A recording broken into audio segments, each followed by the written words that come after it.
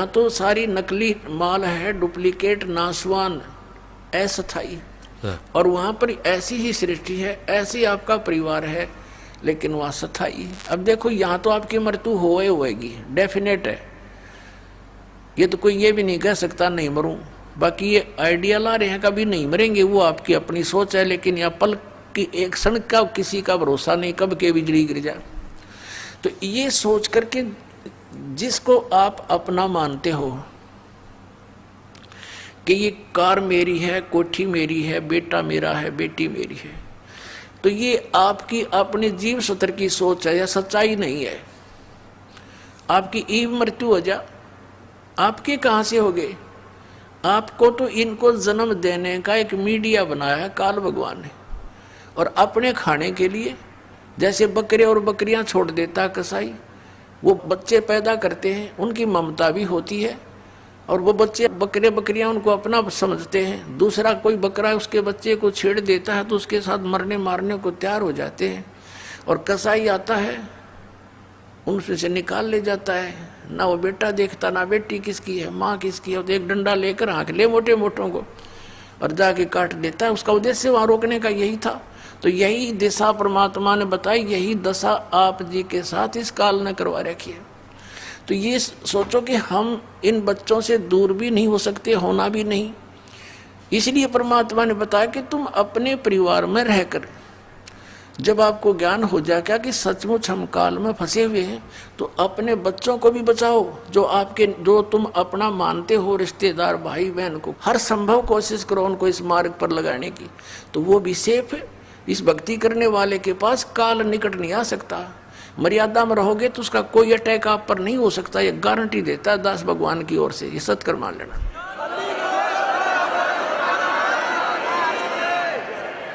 अकाल मृत्यु नहीं हो सकती आपके किसी परिवार की अगर आप मर्यादा में रहोगे। परमात्मा ने कहा था, जब लग हंसा हमरी आना और काल लगे नहीं तेरा बाणा। परमेश्वर ने कहा कि जब तक मेरी मर्यादा में यू रहेगा मेरा बच्चा, तो तेरा कोई अटैक नहीं हो सकता। चाहे उसकी मृत्यु का दिन भी आ गया तो भी परमात्मा नहीं मरने देगा, क्योंकि ये वो परमात्मा है जो आयु एक्सटेंड करता है, और कोई भगवान नहीं कर सकता, केवल कबीर साहब कर सकते हैं परमेश्वर। और ये काल क्या दाव लगाता है? ये सबसे पहले आपका नाम खंडित करवाता है, चाहे किसी तरह करवाना पड़े। और नाम खंडित होने के बाद फिर परमात्मा की पावर से आप डिस्कनेक्ट हो जाते हो, परमात्मा का संरक्षण नहीं रहता आपके ऊपर। फिर आपको केवल कर्म ही मिलेगा जैसा आपने किया है। तो वहां फिर आप पर यू काल चोट मार देता है। मर्यादा आपको बता दी गई है, इस पुस्तक के अंदर भी हमने ज्ञान गंगा में भी लिखी है, और वैसे भी जो यहाँ फार्म आपका रजिस्ट्रेशन फार्म होता है नाम लेने वाला, उसके भी बैक में खूब लिखी है। और एक दूसरे भक्तों से भी पूछ लिया करो, वह मर्यादा ठीक रखो, आपके घर में सुख, शरीर में सुख, और आपकी आयु आप जितना जीवन चाहोगे उतना ले लेना मालिक से, पर भक्ति के लिए लेना।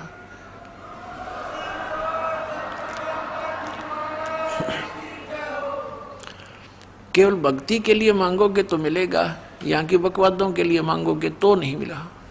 यानी भक्ति मीन कि कल्याण हो मालिक मेरा इसी जीवन में, भक्ति करूं और मोक्ष प्राप्त करूं, मेरी भक्ति अधूरी ना रह जा, इसलिए जीवन यातना आप कर सकते हो तो मिलेगी आपको। और प्रसंग चल रहा है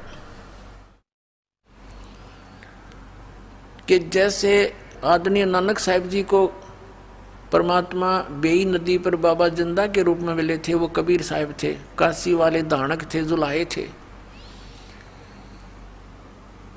अब सन 1398 से लेकर सन 1518 तक वो परमात्मा सतपुरुष, जिसे अकाल मूर्त भी कहते हैं, शब्द स्वरूपी राम भी उसी को कहते हैं, परम अक्षर ब्रह्म भी उसी की उपाधि है, वो काशी के अंदर एक जनसाधारण जुलाहे का कार्य करते रहे, और एक दिन में हजारों जगह प्रकट होकर के अपना ज्ञान प्रचार भी करते रहे, जिस कारण से उस परमेश्वर के 64 लाख शिष्य हुए थे, हिंदू और मुसलमान दोनों धर्मों के। पुण्यात्माओं, आज से 550 वर्ष पहले, 600 वर्ष पहले ना कोई लाउड स्पीकर था, ना कोई मीडिया था, ना कोई चैनल टीवी था। और एक जुल आया और काशी में एक गृहस्थी दिखाई दे, गृहस्थी नहीं थे दाता, उनके 2 बच्चे थे जो उन्होंने किसी कंडीशन पे, किसी उद्देश्य से और उनको जीवित किया था, जो मर चुके थे। घर वालों ने अंतिम संस्कार उनका कर दिया था। फिर वो बच्चे 12-13 साल की आयु का शरीर था, वो फिर मालिक ने अपने पास अपने बच्चों की तरह रखे थे। उनके कोई माता पिता नहीं थे, लेकिन नीरू नीमा उनको जंगल से उठाकर लेकर आई थी, तालाब से, इसलिए वो संसार की रीति से उनको माता पिता कहा करते थे। तो ऐसी लीला एक सिंपल मैन और उसके 64 लाख से इतनी सुख दिए मालिक ने उन बच्चों को, क्योंकि वो हमारे पिता हैं। हम यहाँ दुखी हैं, ना तो ये ब्रह्म हमारे कर्म को चेंज कर सकता, क्योंकि पाप कर्म के कारण हम दुखी हैं, और पुण्य से हमें सुख प्राप्त है। तो पुण्य तो है तो कोई दिक्कत नहीं, नो प्रॉब्लम, सुख है तो रह रहो, लेकिन दुख में दुखी हो जाते हैं हम। लेकिन उसको ना तो ब्रह्मा जी ठीक कर सकते, ना विष्णु जी, ना शिव जी, क्योंकि ये प्रारब्ध में कोई परिवर्तन नहीं कर सकते। ना सरपुरुष ये ब्रह्म कर सकता, ना अक्षर पुरुष ये परब्रह्म कर सकता। केवल परम अक्षर ब्रह्म यानी पूर्ण परमात्मा सतपुरुष कबीर देव जी ही कर सकते हैं। हमारे पापों को नाश करके सुखी कर सकते हैं, और पाप जब तक नहीं कटेंगे सुख नहीं हो सकता। अब जैसे किसी के पैर में कांटा लग गया है और वो अपने छोटे बड़े भाई बहन से कहता है मुझे पीड़ा हो रही है, अब वो ये तो बता सकते हैं कि तुझे कांटा लग गया जिस कारण से पीड़ा है, उनके पास वो निकालने का कोई वस्तु है नहीं, तो वो निकाल नहीं सकते। तो वो कांटा निकले फिर पिन से, सुई से। तो ऐसे ही जैसे अभी तक जिन भी महापुरुषों से आप मिले, इरादा स्वामी पंथ वाले, धन सतगुरु वाले, जितने भी आज तक पंथ वाले हैं, उन महापुरुषों को छोड़कर जो भगवान से मिले, उनकी वाणी को छोड़कर सभी ने यही कहा कि भी कर्म तो भोगना ही पड़ेगा, इसमें कोई परिवर्तन नहीं हो सकता। भक्ति करते रहो, आगे सुखी हो जाओगे। अरे भले पुरुषों, किसी के पैर में कांटा लगा हो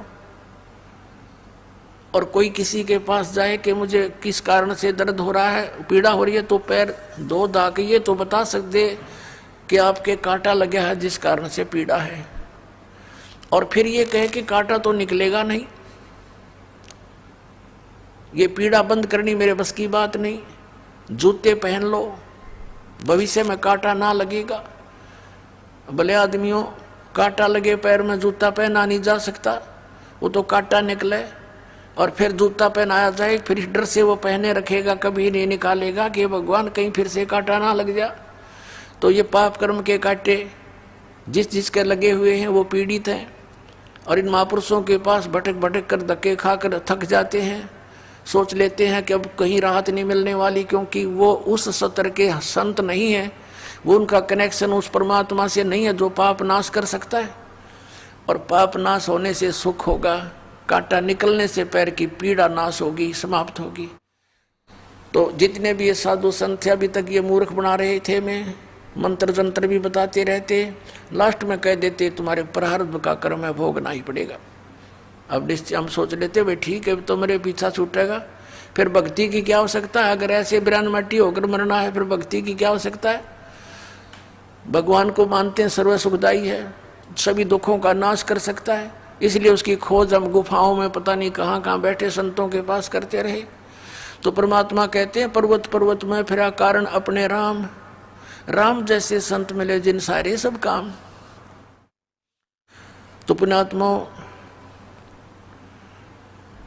वो सुखदाई परमात्मा है, उस पर हमारा दुख देखा नहीं जाता। पर परमात्मा कहते हैं अनंत कोट बाजी जहाँ मन रचे सकल ब्रह्मांड, और कह कबीर मैं के करूँ यू काल करे जीव खंड। अब कबीर साहब जी आखिर में ये कह देते हैं मैं इतना समर्थ हूँ कि सारे ब्रह्मांडों को रचना मैंने करी, और मैं 1 मिनट में न सुखी कर दूँ। जय मुझे मेरे पर विश्वास कर लें और मेरी बातों को मान कर साधना कर लें। लेकिन कहते हैं आखिर में कि कह कबीर मैं के करूं यू काल करे जीव खंड, ये हमसे निकाल ले जाता है काल। यहाँ से कोई न कोई ऐसी मन में भूतनी बांट दे इसके, क्योंकि अज्ञान हमने घना सुन रखा। ज्ञान केवल एक सतलोक आश्रम बरवाला में, बाकी सब जगह आध्यात्मिक अज्ञान भरा पड़ा है। तो उस आधार से सभी आधारित है।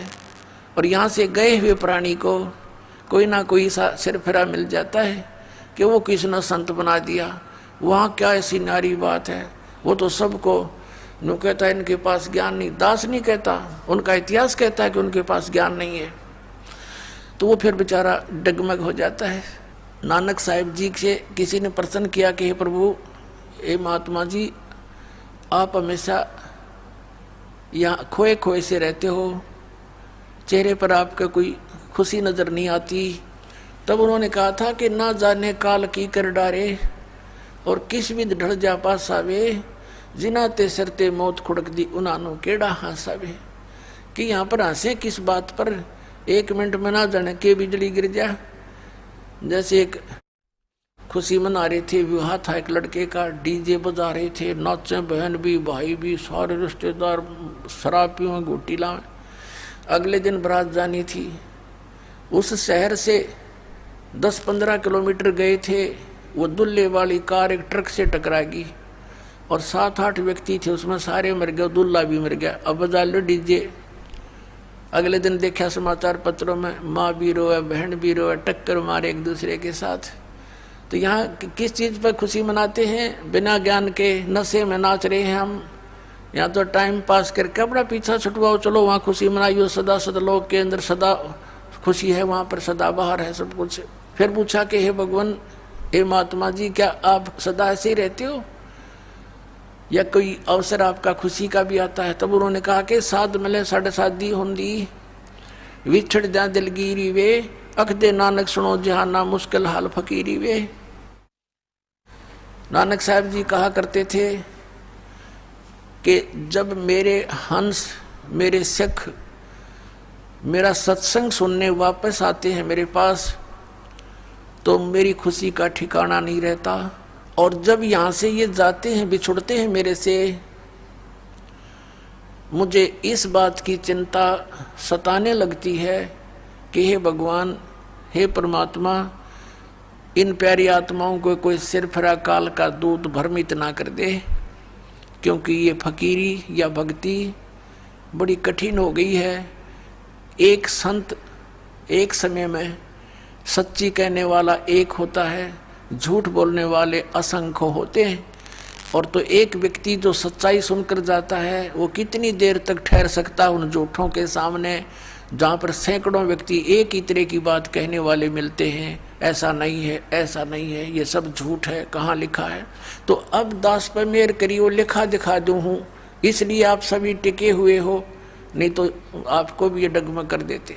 तो नानक साहब जी कहा करते थे, साध मिले साढ़े शादी होंदी और विछड़ जा दिलगिरी वे, और अख दे नानक सुनो जहाना मुश्किल हाल फकीरी वे।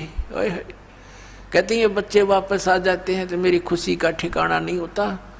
और जब यहाँ से ये जाते हैं सत्संग सुनकर, फिर मुझे यही चिंता हो जाती है।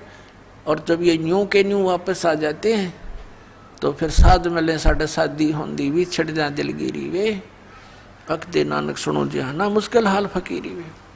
तो पुण्यात्मा, सच्चाई तो केवल बरवाला आश्रम इसार के अंदर और सब जगह ज्ञान भरा। जो पुण्यात्मा यहाँ से संबंधित होती हैं, उनको रास्ते में यहीं से बसों में टकराने लग जाते हैं, वो तो ऐसा है, वो तो वैसा है, क्योंकि काल ने यूँ करवाना था काम उल्टा कि कोई सच्चाई से परिचित ना हो जा। ये भी काल के दूत इनको पुण्यात्माओं को लग रहे हैं ऐसे रोकने कि उनका सत्संग भी नहीं सुनना, रामपाल का, उसकी किताब भी नहीं पढ़ना। रतरा गजब, यो ऐसा पाप के भागी हो रहे तुम। लेकिन अब इनकी एक नहीं चले।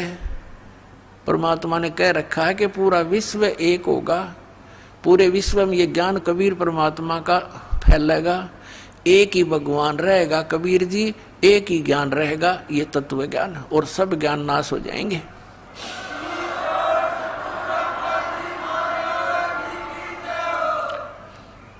और सभी परमात्मा के बच्चे भगवान की चर्चा किया करेंगे।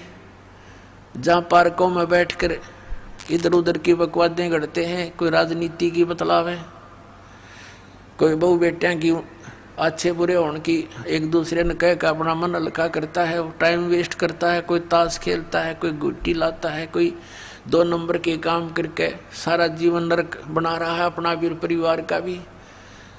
इस ज्ञान से परिचित होकर आपको ये रिश्वत, मिलावट, चोरी, ठगी, जारी आपको विष दिखाई देगी, तो पुण्यात्माओं विष को कोई खा नहीं सकता। क्या कहते हैं, जैसे किरका जहर का रंग होरी हो, कहो कौन तिस खावे राम रंग होरी हो। जैसे एक कण पड़ा हो विष का, उस कण को भी कौन खाएगा, निकट भी ना जा, बल्कि किधर मिट्टी में दबाओगा उठा के, किसी और का हाथ ना लग जाए। जैसे किरका एक कण विष का, जैसे किरका जह का रंगोरी हो, कहो कौन तिस खावे राम रंगोरी हो। तो ऐसे जो हमें पाप दायक कोई भी कार्य होगा वो विष दिखाई देगा, हम नहीं करेंगे उसको। हम पैसा नहीं लेंगे किसी से रिश्वत, क्योंकि वो हमारे लिए जबरदस्त बाहर बन जाता है। आप देखते हो जिसने किसी से रिश्वत ली या कोई और कारण से पैसा ऐंठा, अगले जन्म में बैल बने और मंडी के अंदर वो आदमी तो आदमी बने और वो बनेगा बैल। मंडी में एक अकेला जोड़ा जाता है एक बग्गी के अंदर, और इतना ऊंचा बोरी भरकर उसका ऊपर बैठ कर लठ मारे। वो रिश्वत लेने वाला अधिकारी अब बैल बनकर लठ खा रहा है उस धनी के, वो सारे पूरे करेगा। तो पुण्यात्माओं,